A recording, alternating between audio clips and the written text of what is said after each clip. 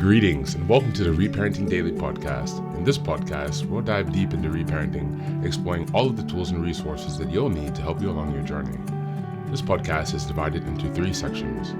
The first is a daily reading. The second is a discussion of the reading, followed by suggested journal prompts. And the last section is a peaceful meditation for closing.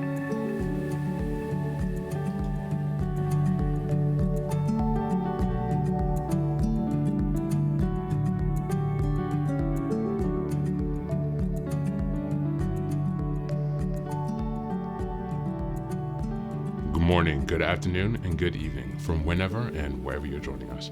I'm so glad you've joined us today on this journey of self-expansion and growth. If this is your first time here, welcome. Please don't forget to like, share, subscribe this podcast wherever you're listening, on Apple Podcasts, Spotify, or YouTube. Your help here really makes a huge difference in allowing us to spread the word and build a more supportive community as we continue with our self-reparenting. Now, before we get started, I have some quick updates for you. First, I'd like to introduce our Patreon community. Here, for a small monthly fee, you can join us for 3 weekly meetings for additional support with your reparenting journey. On Sundays, we have a meditation group. On Tuesdays, we have a book club discussion.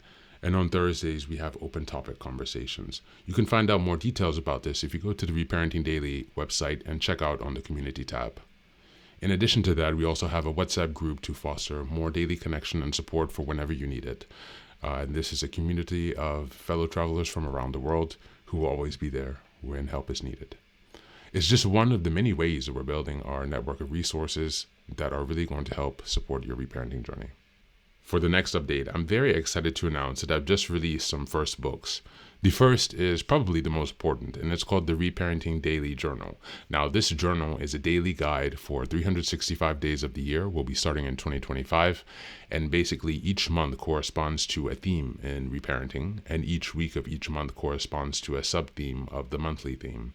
Now, from the beginning of the year, 2025, each daily episode will correspond with the themes in the daily workbooks. And so you can use this as a guide to work through your reparenting journey to stay focused, ensuring that you cover all of the most critical areas within a year's time. And again, this will be aligning up with the podcast, so you can use both of these to make a more engaging and interactive experience. This is ensuring that you really book progress on your reparenting journey.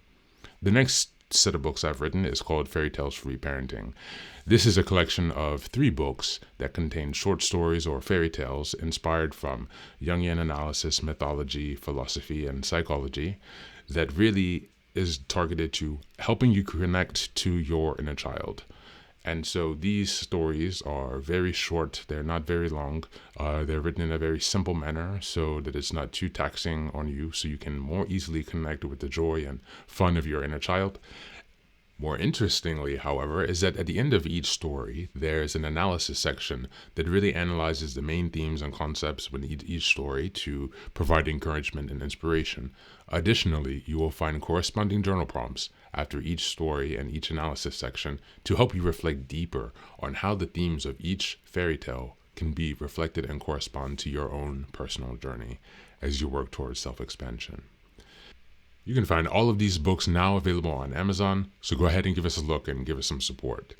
And as I've mentioned before, this entire process of reparenting and self-expansion is really about growth, iterative change, and continuous improvement. Much like the process of nurturing the bonsai tree, our reparenting journey requires our consistency and care. So many thanks for being here and for supporting this project, and also to committing on your journey of self-expansion. Now, without further ado, let's dive into today's practice.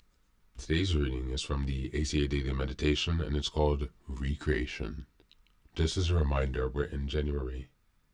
The monthly theme is self-awareness and self-reflection. We're in week 4, which is January 22nd until the 31st, which is today. And the theme is recognizing patterns of behavior. And I'd just like to honor that this is the end of January.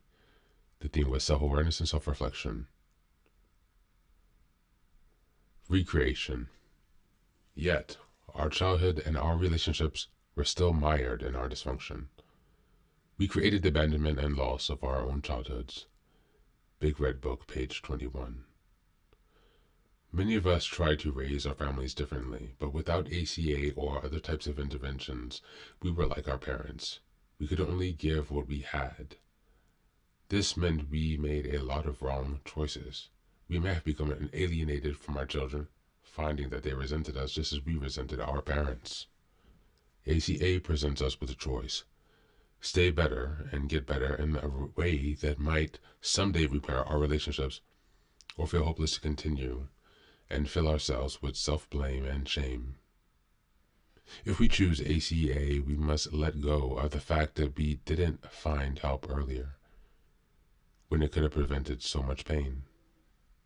We accept that change takes time, so we get our heads on straight and concentrate on taking care of ourselves. As we're ready, we learn to be present in a healthy way for our children. If we're separate from them, we hope they come back to us, but if they don't, we continue to love them and pray that they find their way. On this day, I will take care of myself first. Only then will I be available to my family if they ask for this emotional support. Thank you, and that's the reading for today.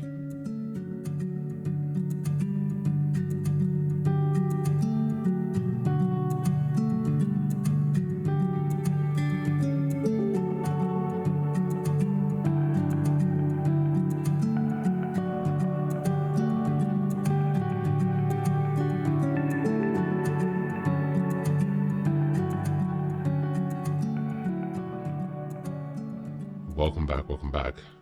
Now, this reading emphasizes the powerful cycle of recreation, how we unconsciously pass down the dysfunction and wounds of our childhood to our relationships with families, friends, and elsewhere, even when we strive to do better. The thing is, without self-awareness or tools that are provided that we come across in the process of reparenting, we often are doomed to repeat patterns of abandonment, control, or neglect because they are just so deeply ingrained in us. Reparenting now is a transformative process that allows us to break this cycle if we're honest with ourselves and if we're willing to put in the diligent work that it takes. By nurturing and healing ourselves first, we can become more emotionally present and intentional in all of our relationships, most importantly with ourselves, thus creating the change we wished for in our own families of origin. Choosing recovery means releasing guilt and shame of the past, of the mistakes, of the things we didn't know, and instead focusing on what we can change now, in the present, and in the future. This shift helps us stop perpetuating cycles of dysfunction and to prioritize our own healing. The reading highlights the importance of self-care, not as an act of selfishness, but as a foundation for being present in a healthy way for ourselves as well as our loved ones. Whether relationships with our children or family are repairable or not, the healing we do for ourselves creates space for love, forgiveness, and a new way of being. As we move on to the journal prompts, number 1.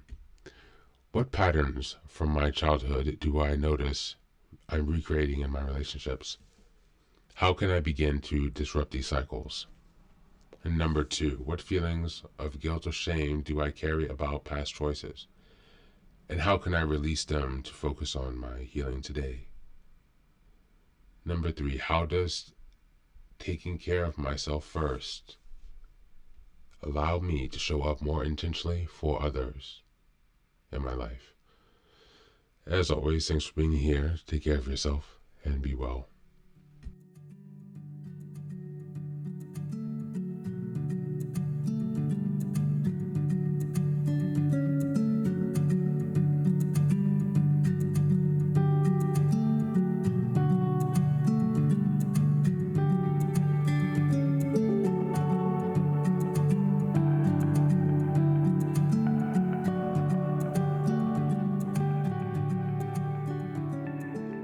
Welcome back.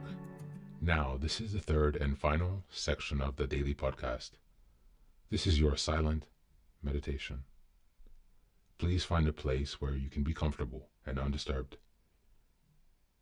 where you can relax and spend some time with yourself for this 10-minute silent meditation.